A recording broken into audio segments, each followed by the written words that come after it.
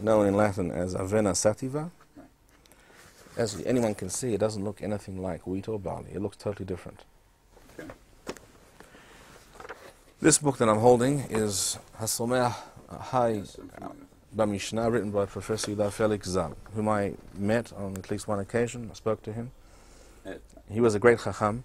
He wrote a perush. He based a lot of his information on the secular knowledge of the time, the 1950s. Since then, we have records from Egypt that say that oats were in fact cultivated, and there were trade routes, there are documented trade routes that go from Mitzrayim to Eretz Yisrael. Both Rav Moshe Feinstein and the Chazon Ish rejected his conclusions outhandedly. If you look now at Columbia University's, the camel, the needle, and the I forgot the last name, but it's a work which documents these things. You will find that oats were cultivated in the Middle Ages. They were cultivated. In the time of the Mishnah, against his conclusions. Okay, but I accept what you say as being entirely factual. But let us remember that in the Talmud Yerushalmi, Masechet Halab, Perek Aleph, Halacha Aleph, it states regarding Shiboleth Shu'al, Shehi Asuya Keshura. What does that mean? Shehi Asuya Keshura. It means that it's straight.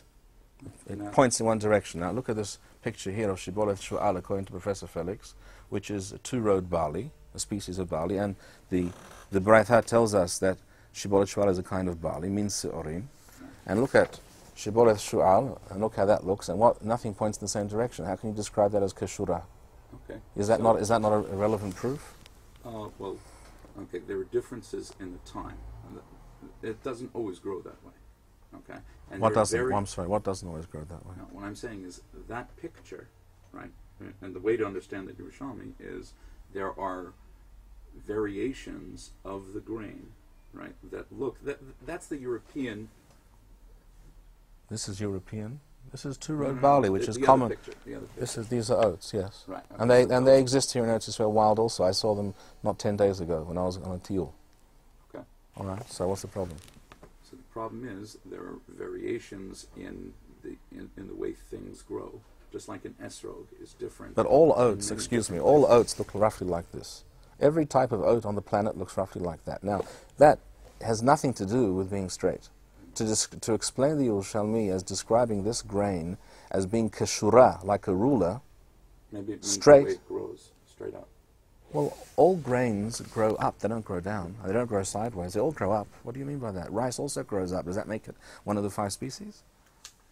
Maybe it's other grains are straight, turned like this. Maybe it means you're beginning to say maybe now. Now, when a person begins to say maybe to me, that to me indicates one thing, that on this issue this person is not sure of what he's saying.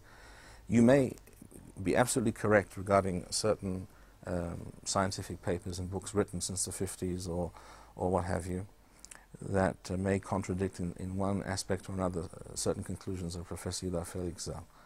And I have no problem with that. And who knows, maybe we'll discover conclusively in some time in the future that they're correct. But Professor Felix is not working alone. For example, in here, writing about what Shibolet Shu'al is... There's only one Rishon. Just 1 second. Just one Rishon. It happens to be... and to whom are you referring? The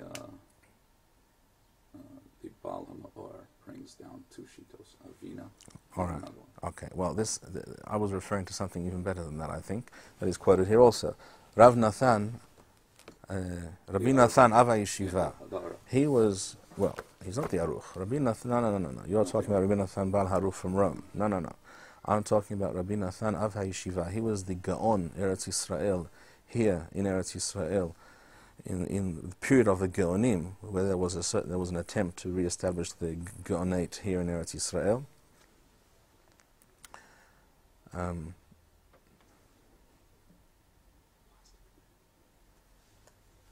There was an attempt to re-establish the Gaonate here in Eretz Yisrael. He was the Gaon of Eretz Yisrael, Rabbi Nathan Av HaYeshiva. We're talking about the period of the Gaonim. Can we continue? Yes. So let me repeat. The 3 powerful and cogent reasons why it is entirely reasonable to suggest, and I think I'm understating the case, why it's reasonable to suggest that Shiboleth Shu'al is not oats are the following three reasons. First of all, Professor Felix quotes here not only his own opinion, he says, Baram, החוקרים מטילים ספק גדול אם אומנם גידלו צמח זה בארץ בתקופה העתיקה. Today, this is not a crop that's grown in Eretz Yisrael today, and there's no indication it was ever grown in Eretz Yisrael in ancient times. So he claims, not only in his own name.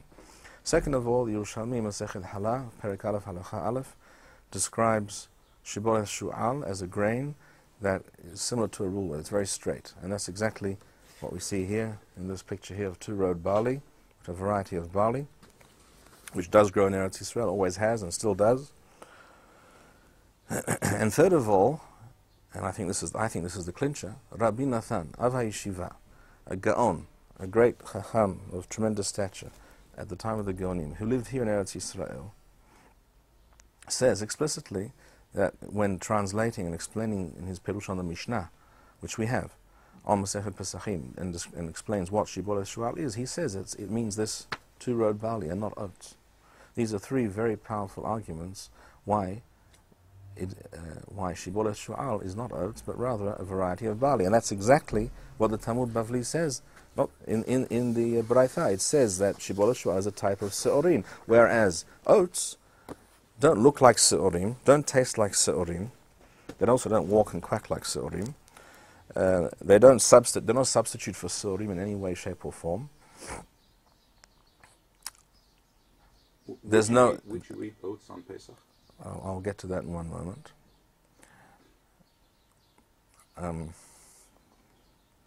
Even the Latin name for oats is in terms of taxonomy, in terms of the botanical terminology, the term for Shiboleth Shu'al, as in other words oats, as Rashi explains it means oats, is Avena Sativa. It's not even roughly the same term as is used for wheat or barley. In the case of barley, the essential word is hodil, which is barley, and then there's different varieties of barley, and the essential word for wheat is triticum in Latin, and there are several varieties and types of wheat.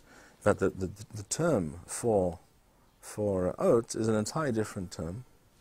It's not in any way really similar to wheat or barley, not in its look, not in its taste, not in its other properties.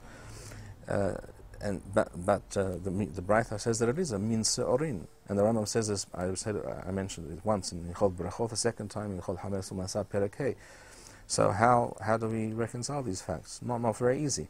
It's not difficult to understand, on the other hand, that in Europe, in Rashi's time, where oats and rye, which we'll get to in a moment, were very common, it's not so difficult to understand why it may have been assumed that this is one of the 5 grains, because it was a very common grain, and it may have seemed reasonable for different reasons to assume this is the one being referred to. But if you know that it was not grown in ancient times in Eretz Yisrael,